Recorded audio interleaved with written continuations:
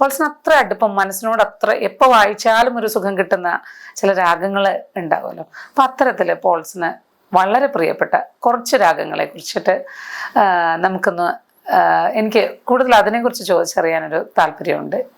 ഭീംപലാസ് എന്ന് പറഞ്ഞ രാഗമുണ്ട്.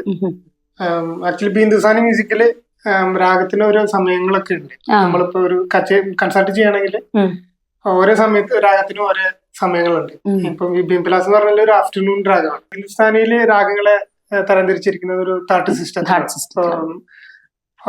കർണാടക മ്യൂസിക്കിൽ നമ്മളൊരു 72 രാഗങ്ങൾ വെച്ച് ഡിവൈഡ് ചെയ്തിരിക്കുന്ന പോലെ ഒരു 10 താട്ടുകൾ വെച്ചിട്ടാണ് ഹിന്ദുസ്ഥാനി മ്യൂസിക്കില് രാഗങ്ങളെ തരംതിരിച്ചിരിക്കുന്നത്. ഒരു കാഫി എന്നൊരു താട്ടിൽ ആണ് ഈ ഭീംപലാസ് പെടുന്നത്. താട്ടിന് കാഫി എന്ന് വെച്ചാല് ഈ 7 സ്വരങ്ങളാണ് ഈ താട്ടിൽ വരുന്നത്.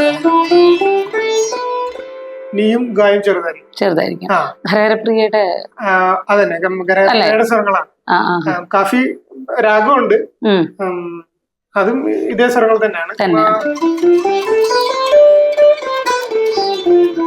കാഫി തന്നെയാണ് രാഗം പറയുന്നത്. ഈ കാഫി താട്ടിലാണ് ഭീംപലാസ് വരുന്നത്. ആരോഹണത്തിൽ 5 സ്വരം, അവരോഹണത്തിൽ 7 സ്വരമാണ്. അവിടെ സമ്പൂർണ്ണ രാഗമാണ് ഭീംപലാസ് പറയുന്നത്.